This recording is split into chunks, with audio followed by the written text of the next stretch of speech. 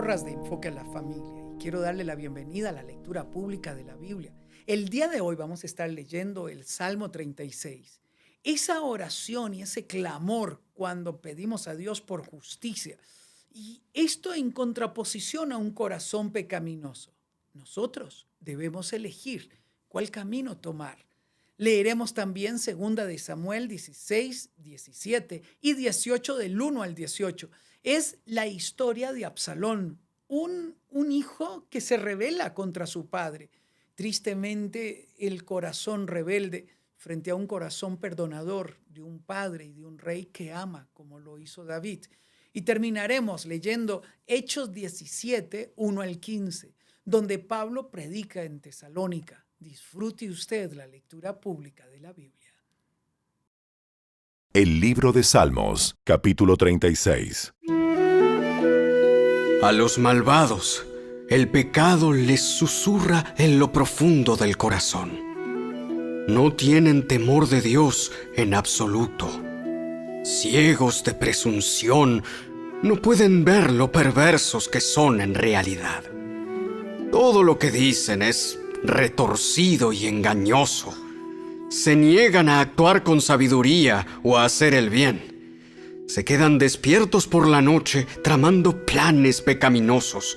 Sus acciones nunca son buenas. No hacen ningún intento por alejarse del mal. Tu amor inagotable, oh Señor, es tan inmenso como los cielos. Tu fidelidad sobrepasa las nubes. Tu rectitud es como las poderosas montañas. Tu justicia como la profundidad de los océanos. Tú cuidas de la gente y de los animales por igual, oh Señor. Qué precioso es tu amor inagotable, oh Dios. Todos los seres humanos encuentran refugio a la sombra de tus alas. Los alimentas con la abundancia de tu propia casa y les permites beber del río de tus delicias. Pues tú eres la fuente de vida, la luz con la que vemos. Derrama tu amor inagotable sobre los que te aman. Haz justicia a los de corazón sincero. No permitas que los orgullosos me pisoteen, ni que los malvados me intimiden. Miren, han caído los que hacen el mal. Están derribados. Jamás volverán a levantarse. El segundo libro de Samuel, capítulo 16. Cuando David pasó un poco más allá de la cima del monte de los olivos, Siba, el siervo de Mefiboset, lo estaba esperando. Tenía 2 burros cargados con 200 panes, 100 racimos de pasas, 100 ramas con frutas de verano y un cuero lleno de vino. ¿Para qué es todo esto? Los burros son para que monten los que acompañan al rey, y el pan y la fruta son para que coman los jóvenes. El vino es para los que se agoten en el desierto. ¿Y dónde está Mefiboset, el nieto de Saúl? Se quedó en Jerusalén. Dijo, hoy recobraré el reino de mi abuelo Saúl. En ese caso, te doy todo lo que le pertenece a Mefiboset. Me inclino ante usted, que yo siempre pueda complacerlo, mi señor el rey. Mientras el rey David llegaba a Bahurim, salió un hombre de la aldea maldiciéndolos. Era Simei, hijo de Gera, del mismo clan de la familia de Saúl. Les arrojó piedras al rey, a los oficiales del rey y a los guerreros valientes que lo rodeaban. ¡Vete de aquí, asesino y sinvergüenza! El Señor te está pagando por todo el derramamiento de sangre en el clan de Saúl. Le robaste el trono y ahora el Señor se lo ha dado a tu hijo Absalón. Al fin te van a pagar con la misma moneda, porque eres un asesino. ¿Cómo es posible que este perro muerto maldiga a mi señor el rey? Déjeme ir y cortarle la cabeza. ¡No! ¿Quién les pidió su opinión a ustedes, los hijos de Sarbia? Si el Señor le dijo que me maldijera, ¿quiénes son ustedes para detenerlo? Entonces David les dijo a Abisai y a sus sirvientes: Mi propio hijo quiere matarme. ¿Acaso no tiene este pariente de Saúl todavía más motivos para hacerlo? Déjenlo en paz y permítanle que maldiga, porque el Señor le dijo que lo hiciera. Tal vez el Señor vea con cuánta injusticia me han tratado y me bendiga a causa de estas maldiciones que sufrí hoy. Así que David y sus hombres continuaron por el camino, y Simei les seguía el paso desde un cerro cercano, maldiciendo y tirándole piedras y tierra a David. El rey y todos los que estaban con él se fatigaron en el camino, así que descansaron cuando llegaron al río Jordán. Mientras tanto, Absalón y todo el ejército de Israel llegaron a Jerusalén acompañados por Ahitofel. Cuando llegó Husai, el arquita, el amigo de David, enseguida fue a ver a Absalón. ¡Viva el rey! ¡Viva el rey! ¿Es esta la forma en que tratas a tu amigo David? ¿Por qué no estás con él? Estoy aquí porque le pertenezco al hombre que fue escogido por el Señor y por todos los hombres de Israel. De todos modos, ¿por qué no te serviré? Así como fui el consejero de tu padre, ahora seré tu consejero. Después, Absalón se volvió a Ahitofel y le preguntó: ¿Qué debo hacer ahora? Ve y acuéstate con las concubinas de tu padre, porque él las dejó aquí para que cuidaran el palacio. Entonces todo Israel sabrá que has insultado a tu padre más allá de toda esperanza de reconciliación, y el pueblo te dará su apoyo. Entonces levantaron una carpa en la azotea del palacio para que todos pudieran verla, y Absalón entró y tuvo sexo con las concubinas de su padre. Absalón siguió el consejo de Ahitofel, tal como lo había hecho David, porque cada palabra que decía Ahitofel parecía tan sabia como si hubiera salido directamente de la boca de Dios.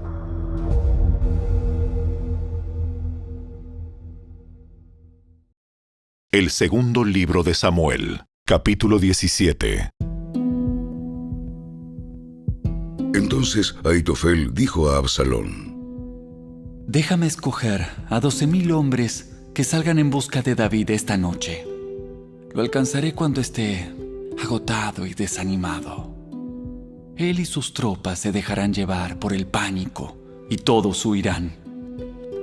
Luego mataré solamente al rey y te traeré de regreso a toda la gente, así como una recién casada vuelve a su marido. Después de todo, es la vida de un solo hombre la que buscas. Entonces, estarás en paz con todo el pueblo. Este plan les pareció bien a Absalón y a todos los ancianos de Israel. Pero después, Absalón dijo: Traigan a Husai el arquita. Veamos lo que él piensa acerca de este plan. Cuando Husai llegó, Absalón le contó lo que Ahitofel había dicho y le preguntó: ¿Qué opinas? ¿Debemos seguir el consejo de Ahitofel? Si no, ¿qué sugieres? Bueno, esta vez Ahitofel se equivocó. Tú conoces a tu padre y a sus hombres. Son guerreros poderosos. En este momento están tan enfurecidos como una osa a la que le han robado sus cachorros. Y recuerda que tu padre es un hombre de guerra con experiencia. Él no pasará la noche con las tropas. Seguramente ya está escondido en algún pozo o en alguna cueva.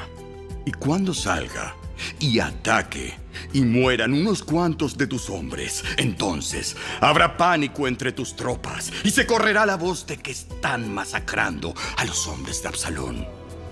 Así pues, hasta los soldados más valientes, aunque tengan el corazón de un león, quedarán paralizados de miedo, porque todo Israel sabe qué poderoso guerrero es tu padre y qué valientes son sus hombres. Recomiendo que movilices a todo el ejército de Israel y que llames a los soldados desde tan lejos como Dan al norte y Beerseba al sur. De esa manera, tendrás un ejército tan numeroso como la arena a la orilla del mar.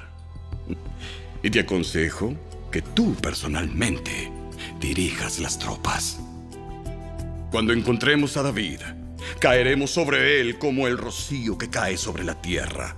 De este modo, ni él ni ninguno de sus hombres quedarán con vida. Y si David llegara a escapar a una ciudad, tú tendrás a todo Israel allí a tu mando. Luego podremos tomar sogas y arrastrar las murallas de la ciudad al valle más cercano hasta que cada piedra haya sido derribada. Absalón y todos los hombres de Israel dijeron: El consejo de Usai es mejor que el de Aitofel. Pues el Señor había decidido frustrar el consejo de Aitofel, que en realidad era un plan mejor, para poder traer la calamidad sobre Absalón. Usai les contó a Sadoc y Abiatar, los sacerdotes, lo que Aitofel les había dicho a Absalón y a los ancianos de Israel, así como lo que él mismo había aconsejado. ¡Rápido!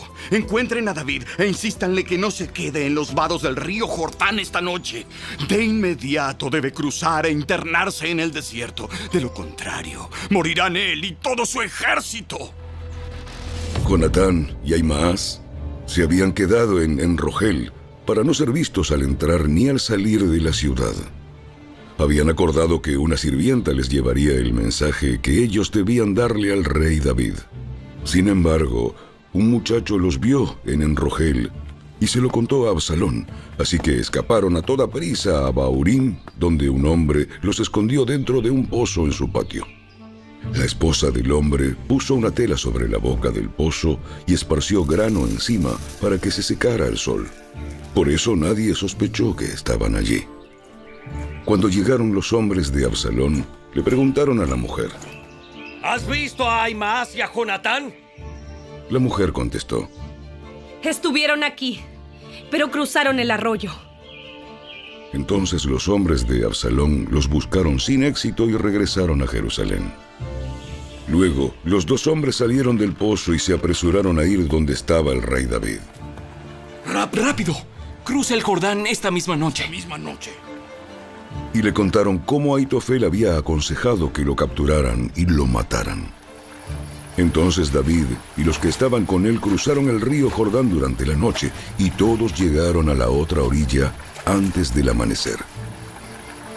Cuando Aitofel se dio cuenta de que no se había seguido su consejo, ensilló su burro y se fue a su pueblo natal, donde puso sus asuntos en orden y se ahorcó. Murió allí y lo enterraron en la tumba de la familia. Pronto David llegó a Mahanaim.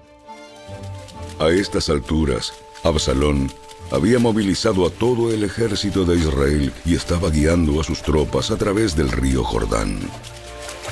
Absalón había nombrado a Amasa comandante de su ejército para reemplazar a Joab, quien había sido el comandante bajo David. Amasa era primo de Joab. Su padre era Jeter, un ismaelita. Su madre, Abigail, hija de Naas, era hermana de Sarbia, la madre de Joab. Absalón y el ejército israelita armaron el campamento en la tierra de Galaad. Cuando David llegó a Mahanaim, fue recibido calurosamente por Sobi, hijo de Naas, que venía de Rabá de los amonitas, por Maquir, hijo de Amiel, de Lodebar, y por Barzilai, de Galaad, que era de Rogelim. Ellos trajeron camillas, ollas de cocina, recipientes para servir, trigo y cebada, harina y grano tostado, frijoles, lentejas, miel, mantequilla, ovejas, cabras y queso para David y los que estaban con él, porque dijeron: Todos ustedes deben estar muy hambrientos, cansados y con sed, después de su largo caminar por el desierto. El segundo libro de Samuel, capítulo 18. David entonces reunió a los hombres que estaban con él y nombró generales y capitanes para que los dirigieran. Envió las tropas en 3 grupos, un grupo bajo el mando de Joab, otro bajo el mando del hermano de Joab, Abisai, hijo de Sarbia, y el tercero bajo Itaí de Gat. Entonces el rey les dijo a sus tropas: Yo iré con ustedes. Pero sus hombres se opusieron terminantemente e insistieron: No debe ir. No debe ir. Si tenemos que salir en retirada y huir, aunque maten a la mitad de nosotros, no cambiaría nada para las tropas de Absalón. Es a usted al que buscan. Usted vale por 10,000 de nosotros. Es mejor que se quede aquí en la ciudad y nos envíe ayuda si la necesitamos. Si ustedes piensan que ese es el mejor plan, lo seguiré.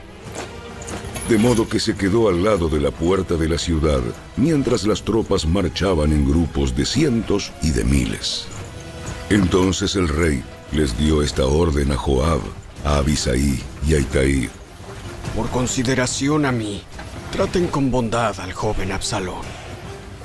Y todas las tropas escucharon que el rey daba esta orden a sus comandantes. Así que comenzó la batalla en el bosque de Efraín, y los hombres de David rechazaron los ataques de las tropas israelitas. Aquel día hubo una gran matanza y 20,000 hombres perdieron la vida. La batalla se extendió con furor por todo el campo y perecieron en el bosque más hombres que los que murieron a espada. Durante la batalla, Absalón se cruzó con algunos hombres de David. Trató de escapar en su mula, pero al pasar cabalgando debajo de un gran árbol, su cabello se enredó en las gruesas ramas. La mula siguió y dejó a Absalón suspendido en el aire. Entonces, uno de los hombres de David vio lo que había pasado y le dijo a Joab: Vi a Absalón colgando de un gran árbol. ¿Qué? ¿Lo viste ahí y no lo mataste? Te hubiera recompensado con 10 piezas de plata y un cinturón de héroe. No mataría al hijo del rey ni por 1,000 piezas de plata. Todos escuchamos lo que el rey les dijo a usted, a Abisai y a Itai.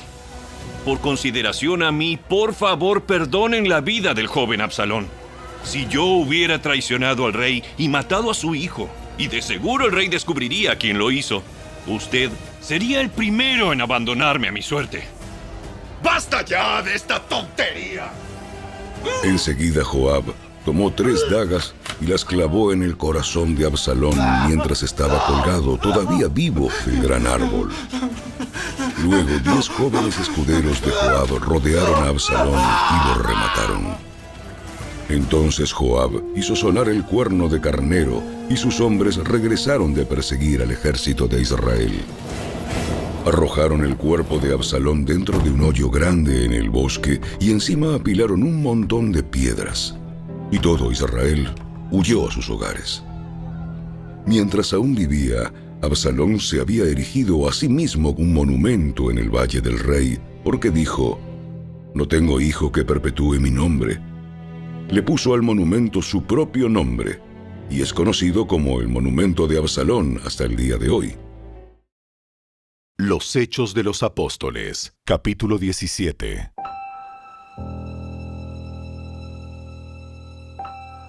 Más tarde, Pablo y Silas pasaron por las ciudades de Anfípolis y Apolonia y llegaron a Tesalónica, donde había una sinagoga judía. Como era su costumbre, Pablo fue al servicio de la sinagoga y durante 3 días de descanso seguidos usó las Escrituras para razonar con la gente. Explicó las profecías y demostró que el Mesías tenía que sufrir y resucitar de los muertos. Decía: Este Jesús de quien les hablo es el Mesías. Algunos judíos que escuchaban fueron persuadidos y se unieron a Pablo y Silas, junto con muchos hombres griegos temerosos de Dios y un gran número de mujeres prominentes. Entonces ciertos judíos tuvieron envidia y reunieron a unos alborotadores de la plaza del mercado para que formaran una turba e iniciaran un disturbio. Atacaron la casa de Jasón en busca de Pablo y Silas a fin de sacarlos a rastras y entregarlos a la multitud. Como no los encontraron allí, en su lugar sacaron arrastrando a Jasón y a algunos de los otros creyentes y los llevaron al consejo de la ciudad. Pablo y Silas han causado problemas por todo el mundo y ahora están aquí perturbando también nuestra ciudad. Y Jasón los ha recibido en su casa. Todos ellos son culpables de traición contra el César porque profesan lealtad a otro rey llamado Jesús. La gente de la ciudad y también los del consejo de la ciudad quedaron totalmente confundidos por esas palabras. Así que los funcionarios obligaron a Jasón y a los otros creyentes a pagar una fianza y luego los soltaron. Esa misma noche, los creyentes enviaron a Pablo y a Silas a Berea. Cuando llegaron allí, fueron a la sinagoga judía. Los de Berea tenían una mentalidad más abierta que los de Tesalónica y escucharon con entusiasmo el mensaje de Pablo. Día tras día examinaban las Escrituras para ver si Pablo y Silas enseñaban la verdad. Como resultado, muchos judíos creyeron, como también lo hicieron muchos griegos prominentes, tanto hombres como mujeres. Cuando unos judíos de Tesalónica se enteraron de que Pablo predicaba la palabra de Dios en Berea, fueron allá y armaron un alboroto. Los creyentes enseguida tomaron medidas y enviaron a Pablo a la costa, mientras que Silas y Timoteo permanecieron allí. Los que acompañaban a Pablo fueron con él hasta Atenas. Luego regresaron a Berea con instrucciones para Silas y Timoteo de que se apresuraran a unirse a él.